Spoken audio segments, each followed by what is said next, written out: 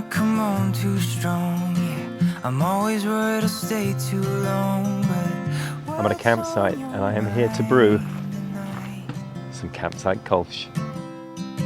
I love it when we can laugh together. That kind of thing, it just makes me feel better. I'm gonna give this just one try. Well, hello from Jordan Lake State Park.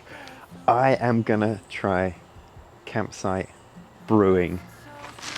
Campsite Kolsch is the name of the game here. I thought Kolsch, that's a beer style that, you know, it's so refreshing. It's really nice to drink when you're outside in the sun, sat around the campfire in the evening as well, just sort of rehydrating. Campsite Kolsch, gonna give this a go. And I wanted to see how viable it is to actually brew on an electric system when you're out at the campsite. I did get an RV powered site here with an electrical hookup that allows me to plug into a 120 volt outlet. For that, I'm using this Clawhammer supply controller that plugs into a 120 outlet, my first time using that. And I've just run an extension cable over to the power there. Now, in terms of the practicality of this, I mean, it's not so bad. I've got the brew kettle, I've got my pump down the bottom there, the controller, that's it. It wasn't too much hassle to get this all in the car. Now, the first thing that I need to do is to get some water in here. Now, there's a water hookup at this campsite as well, but I don't know the mineral content of that water. So what I did is I took a keg from home, sanitized it, and then just added my regular filtered tap water. And this keg here is 5 gallons of that water. So I'm gonna get that water into my kettle.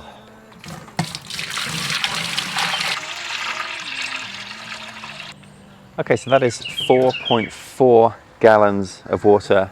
I'm actually brewing a 3-gallon batch here, so that's all the water I need.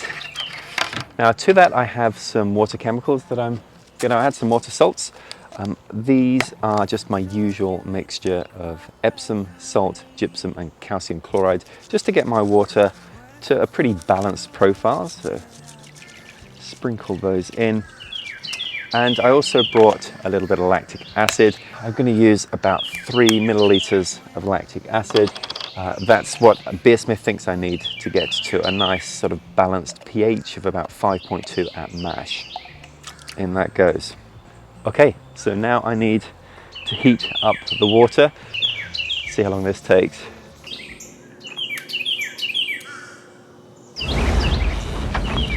What did you do? Nothing, I stirred the tanks. This is Houston. Say again, please. Houston, we got a problem. This is the GFCI plug on the Clawhammer controller, and it's not working. The reset button won't work and it won't send any power to the controller. I understand these things go wrong occasionally. I've tried to replace it. I had a look in Lowe's and just online. I can't find anywhere that's going to get me one of these locally. So I'm going to have to replace this by ordering another one on Amazon.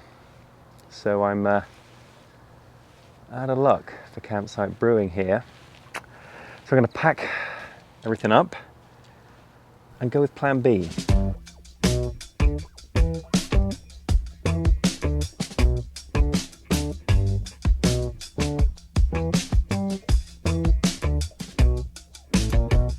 Well, it's not quite as scenic as Jordan Lake, but this is the best I've got today. At least I'm brewing outside. Let's finally get these grains in. Mashing today at 152 Fahrenheit. Yeah, so my setup here is basically taking the same table, but now I'm hooked up to my 240 system and controller. That's still working just great. And this is as far as I can get outside of my brewery with the cable reaching the controller that's down on the floor there. So, brewing outside. Oh, this really does smell delicious. 60-minute mash.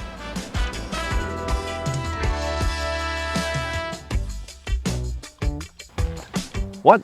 Back at the campsite again already? Continuity error.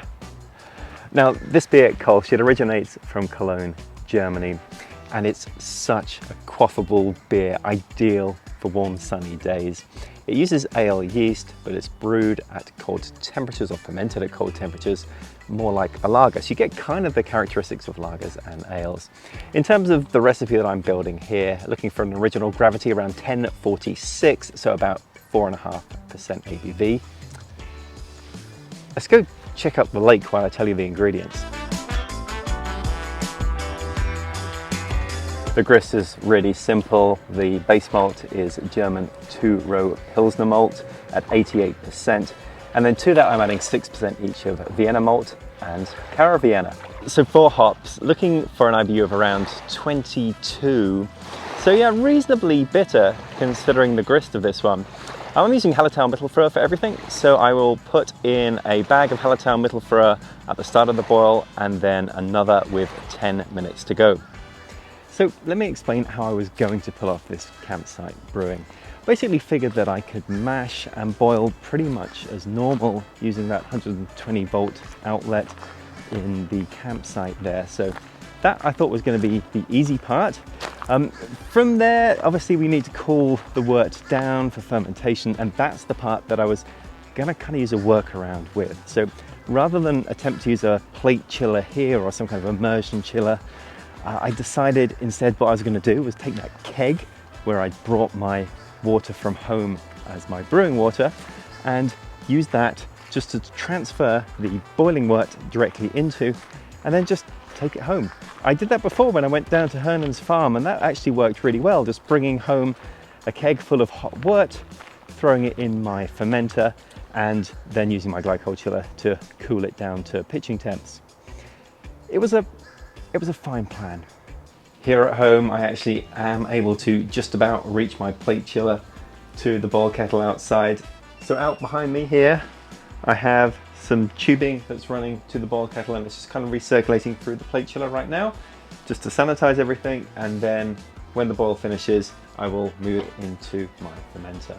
For the yeast, I'm using WLP 029, that's German Kolsch ale yeast. I mentioned I'm going to ferment this a little cooler than your normal ale, but not too much. White Labs say that their yeast performs best around 65 to 69 Fahrenheit, and once you drop below that, say drop it down to 64 or 63, it doesn't perform anywhere near as well. So I'm going to go at the low end of that range and go with 65 or 18 Celsius for my fermentation temperature. Okay, heading back home.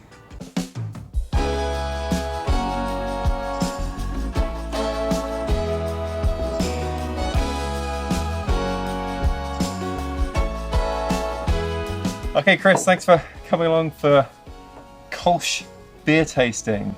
I am super excited. I mean, if anything, that the head shows me that this thing is a nice and active beer. It's got the nice champagne legs coming up. You know, you can see the rise of the carbonation. It's so pretty. Well, let's give it a try. Got a pretty clean taste to it, hasn't it? It's got an incredibly clean. Like the two notes that I get out of this are, there's almost a citrus, like without it being very citrusy. Yeah. But there's almost like it reminds me of like a fizzy lemonade kind of feel without having that tartness or that super sour note. But it's just kind of that refreshing, you know, the sparkling lemonade almost feel to it. And the other note that I get, it reminds me of the smell of, which I love, the smell of cut grass. Like when you've just mowed the lawn and at the end of the day you sit back and you've got that smell of like satisfaction. Like this is the perfect thing that I would want after mowing the lawn. It's crisp and yeah, very, very light and refreshing on that. So we interrupt this beer tasting for a quick commercial break. If you've made it this far, I wanted to tell you that I've put together a second channel. It's all about coffee. So Coffee! I drink a pot and a half a day. Wow. I'm subscribing right now. You go subscribe. Well, you would be one of the few because this is brand new. I have no subscribers, no views, but it's similar sort of stuff to the beer stuff that I'm going from like K-cup through to pour over through to cold brew coffee. So yeah, if you want to check it out, please have a look. The channel name is Keen on Coffee. Well, thank you for sharing your expertise and evaluating Campsite Kolsch. My pleasure. It's absolutely delicious, refreshing. I think I want to move in. I'm not kidding. A brew like this, like I can't deny. Okay, well you move in if you're going to do all the lawn mowing that you were talking about. That could be arranged. Well, cheers. Cheers.